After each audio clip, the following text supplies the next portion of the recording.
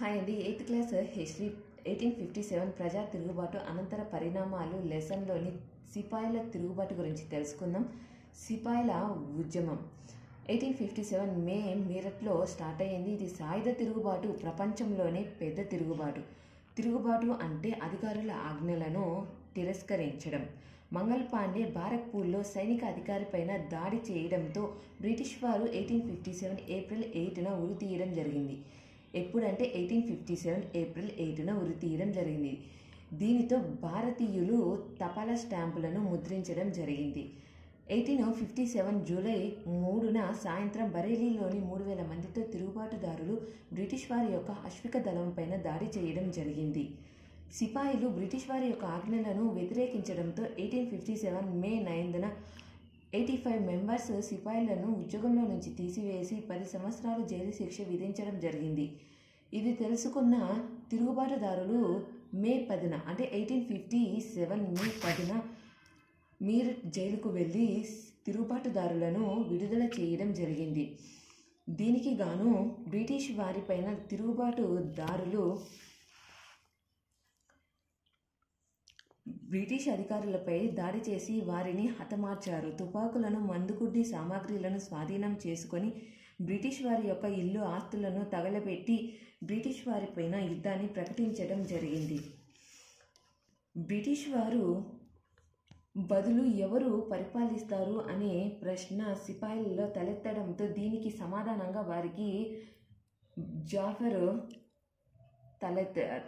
జాఫర్ అనుకున్నారు. తర్వాత జాఫర్ను బలవంతంగా ఒప్పించడంతో జాఫర్ వచ్చేసేసి భారతీయ రాష్ట్రాలకు సంబంధించి ముఖ్యమైన పాలకులకు బ్రిటిష్ వారితో పోరాడతామని లేఖను రాయడం జరిగింది. ఇక్కడ ఫిరంగీలు అంటే విదేశీయులు అని అర్థం. ఇప్పుడు ఒకసారి సంవత్సరాలను చూస్తాం. 1857 మేలో తిరుగుబాటు స్టార్ట్ అయ్యింది. 1857 జూలై 3న సాయంత్రం బరేలీలో 3000 మందితో తిరుగుబాటుదారులు మంగల్ పాండేని వచ్చేసి 1857 ఏప్రిల్ 8న ఉరి తీయడం జరిగింది. భారతదేశాన్ని ఎవరు పరిపాలిస్తున్నారనే ప్రశ్నకు సిపాయిలకు సమాధానంగా మొఘల్ చక్రవర్తి బహదూర్ షా జఫర్. ఉద్యమ విస్తరణ. పీష్వా బాజీరావు కొడుకు నానాసాహెబ్ కాన్పూర్కు దగ్గరగా నివసిస్తూ అక్కడ తనకంటూ సైన్యాన్ని ఏర్పాటు చేసుకొని బ్రిటిష్ వారిని అక్కడి నుంచి వెళ్ళగొట్టి తనకు తానుగా పీష్వాగా ప్రకటించుకున్నాడు. నానాసాహెబ్ కాన్పూర్లో తనకు తానుగా పీష్వాగా ప్రకటించుకున్నారు. నానాసాహెబ్ జాఫర్ కింద గవర్నర్గా ప్రకటించుకున్నాడు. తనకు తానుగా జాఫర్ కింద గవర్నర్గా నానాసాహెబ్ ప్రకటించుకున్నాడు. నెక్స్ట్ బిజిస్ కాదిర్. ఇతని యొక్క తండ్రి నవాజ్ వాజిద్ అలీ షా, తల్లి హజరత్ మహల్. ఈమె బ్రిటిష్ వారికి వ్యతిరేకంగా ఉద్యమంలో చురుకుగా పాల్గొంది. బిజ్రిత్ కాదిర్ కూడా తనకు తానుగా నవాబుగా ప్రకటించుకున్నాడు. ఇతను జాఫర్ని తన చక్రవర్తిగా అంగీకరించాడు. నెక్స్ట్ లక్ష్మీబాయి. ఝాన్సీకి రాణి లక్ష్మీబాయి తాంతియా తోపే ఇద్దరూ కలిసి బ్రిటిష్ వారితో పోరాడారు. ఇక్కడ తాంతియా తోపే వచ్చేసి నానాసాహెబ్ యొక్క జనరల్గా పనిచేశారు. రాణి అవంతిబాయి మధ్యప్రదేశ్ మాండ్ల ప్రాంతము రామ్గఢ్కు చెందిన ఈమె 4000 సైన్యాన్ని పోగు చేసి బ్రిటిష్ వారికి వ్యతిరేకంగా పోరాడింది. నెక్స్ట్ 1857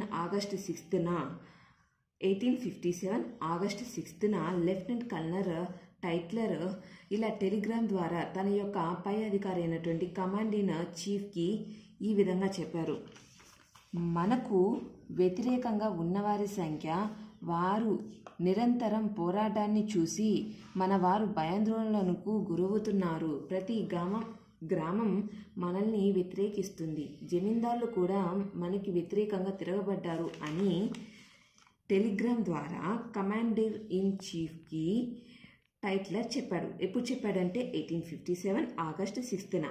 ఈ సంవత్సరం చూడండి, ఇక్కడ 6, 7, ఆగస్ట్ అంటే 8 ఇలా గుర్తుపెట్టేసుకోవచ్చు. 1857 ఆగస్ట్ 6న టైట్లర్ ఎవరికి చెప్పారంటే కమాండ్ ఇన్ చీఫ్కి. సింపుల్గా చెప్పాలంటే మన వారి యొక్క తిరుగుబాటును చూసి బ్రిటిష్ వారు భయపడుతున్నారని టైట్లర్ వచ్చి కమాండ్ ఇన్ చీఫ్కి చెప్పడం జరిగింది. నెక్స్ట్ మౌల్వీ అహ్మదుల్లా షా, ఇతను ఫైజాబాద్కు చెందిన మౌల్వీ అహ్మదుల్లా షా వచ్చేసి జోషన్ చెప్పాడు బ్రిటిష్ పాలన త్వరలోనే అంతమవుతుందని. ఎవరు చెప్పారు? మౌల్వీ అహ్మదుల్లా షా. నెక్స్ట్ బరేలీకి చెందిన బక్తఖాను అనే సైనికుడు ఢిల్లీకి చేరిన సమరయోధులకు నాయకత్వం వహించాడు. ఏ ప్రాంతానికి చెందినవాడు అంటే బక్తఖాను బరేలీకి చెందినవాడు. నెక్స్ట్ కున్వర్ సింగ్, ఇతను బీహార్కు చెందిన వ్యక్తి. ఈయన సిపాయిలతో పాటు కలిసి పోరాడడం జరిగింది. ఇప్పుడు మెయిన్ పాయింట్స్ చూద్దాం. నానా సాహెబ్ తనకు తానుగా పీష్వాగా ప్రకటించుకున్నాడు.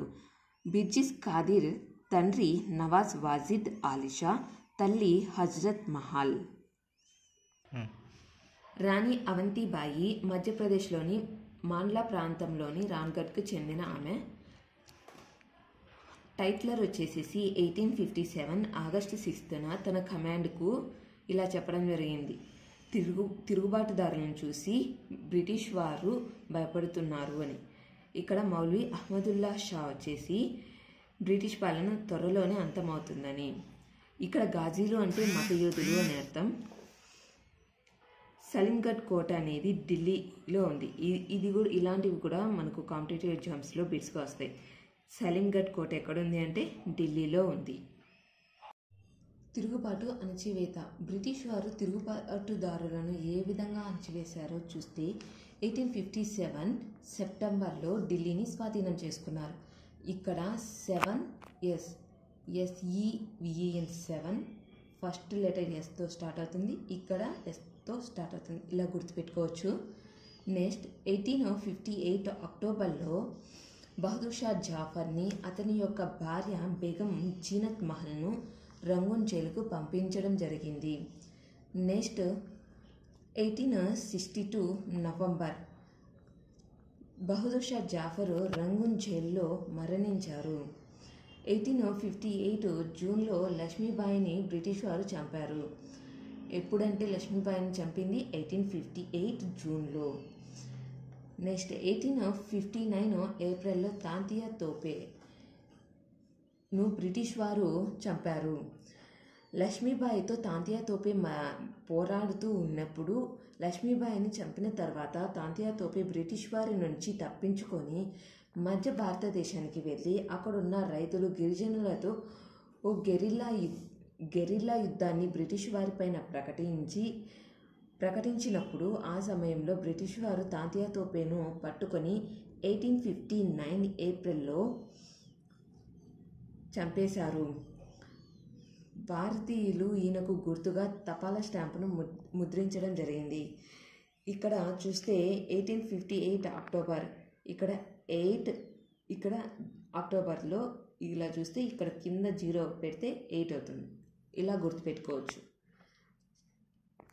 పాయింట్స్ చూద్దాం. 1858 అక్టోబర్లో వచ్చేసేసి జాఫరు అతని భార్య బేగం జీనత్ మహల్ను రంగూన్ జైలుకు పంపారు. జాఫర్ వచ్చేసి 1862లో రంగూన్ జైల్లో మరణించారు. లక్ష్మీబాయిని వచ్చేసి జూన్ 1858లో ఓడించి చంపేశారు. తాంతియా తోపేని 1859 ఏప్రిల్లో చంపారు. సిపాయిల తిరుగుబాటు తదనంతర పరిణామాలు చూస్తే భారతదేశ వ్యవహారాలను మరింత సమర్థవంతంగా చేసేందుకు కంపెనీ తన యొక్క అధికారాలను బ్రిటిష్ గవర్నమెంట్కు బదిలీ చేసింది. బ్రిటిష్ మంత్రివర్గంలో ఒకరిగా భారత వ్యవహారాల మంత్రిని ఒకరికి ఇచ్చింది.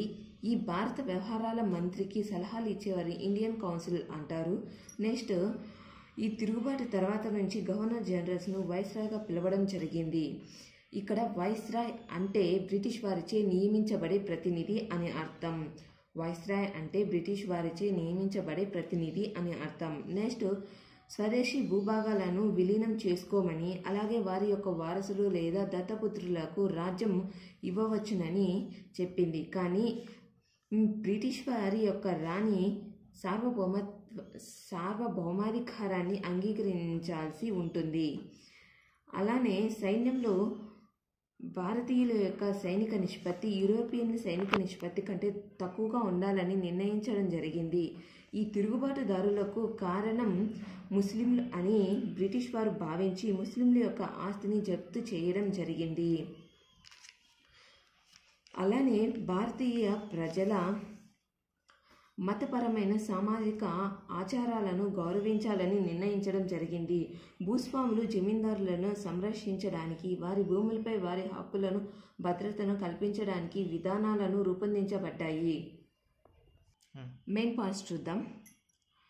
బ్రిటిష్ మంత్రివర్గంలో ఒక మంత్రిగా వచ్చేసి భారతదేశానికి చెందిన వ్యవహారాల మంత్రిని పెట్టడం జరిగి ఈ వ్యవహారాల మంత్రికి సలహాలు ఇచ్చేవారిని ఇండియన్ కౌన్సిల్ అంటారు.